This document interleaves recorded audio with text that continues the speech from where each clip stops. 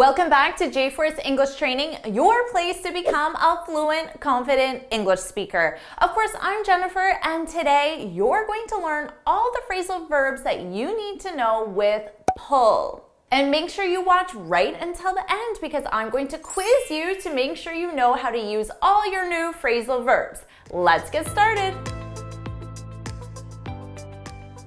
To pull off a task. When you pull off a task, it means that you successfully completed a difficult task. For example, let's say that your boss asks your team to double their sales by the end of the month. That's a difficult task. So you might say, I don't know how we'll pull this off. How we'll complete this difficult task. I don't know how we'll pull this off. But let's say you do double your sales. After, you can say, I can't believe we pulled it off. I can't believe we did it. We completed this difficult task. And often, to reassure someone when they're completing a difficult task, you can say, don't worry, I know you'll pull it off. You'll pull it off. You'll complete this difficult task. To pull up a document, this is a must-know phrasal verb because when you pull up a document, you make that document visible on your device. It could be a computer, laptop, phone, tablet, it doesn't matter, but it has to be a device. So if you're in a meeting, you might say, give me a second to pull up that report. Give me a second to make that report visible on the screen. Now, you can also use this with social situations. You might be having coffee with a friend and then you pull up some vacation photos. You make those photos visible on your screen and you share them with your friend. And it's very common to hear this when you're calling any sort of customer support or client support. Let's say you're making a dentist appointment. They're going to first say, can I have your name, please? And then they'll say, give me a second to pull up your file. Because on your file, it's all the important information. But they need to make that file visible on their screen. Pull up. Now, we also use pull up with vehicles. So if you're driving and you want to pull up to a store, it means you're going to slowly approach that store. Now, you may or may not stop. You may just slowly approach that store, read their hours of operation, and then keep driving. Or you may pull up to that store, slowly approach the store, and stop your car. Here's an example of me pulling up to my mailbox. So notice how I slowly approach my mailbox. I'm seeing if there's any mail, but notice I don't stop. I keep going. Don't confuse this with pull over because you can also pull your vehicle over. Now, when you pull over, it means you're driving and you bring your vehicle to the side of the road and you stop. So you always stop when you pull over. So if you're in a taxi or an Uber, you might say, oh, you can pull over by the green house.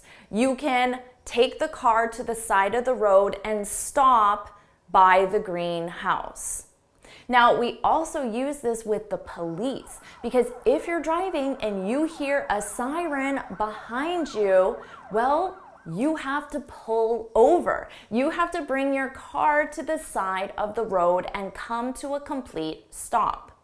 So here you can see me pulling over next to the mailbox. I'm coming to a complete stop. Now, you can also pull in and out of a parking spot or a garage or some enclosed space for your vehicle. So when you enter the parking spot or garage, you're pulling in. I'm pulling into my garage. And when you exit, you're pulling out. You're pulling out of the parking spot or pulling out of the garage. So you might say, make sure you look both ways before you pull out. Or this is a tight space, make sure you pull in slowly or carefully. So here you can see I'm pulling into my driveway, which is a confined space. And now you can see I'm pulling out of my driveway. We also use pull in and out for a chair. So when you bring the chair closer to the table, you're pulling the chair in. When you bring your chair farther away from the table, you're pulling your chair out. So if you're in a busy restaurant and you're trying to pass by someone, you might say, oh, excuse me, can you pull in your chair so I can pass by? Can you bring your chair closer to the table so there's more room for me to pass by?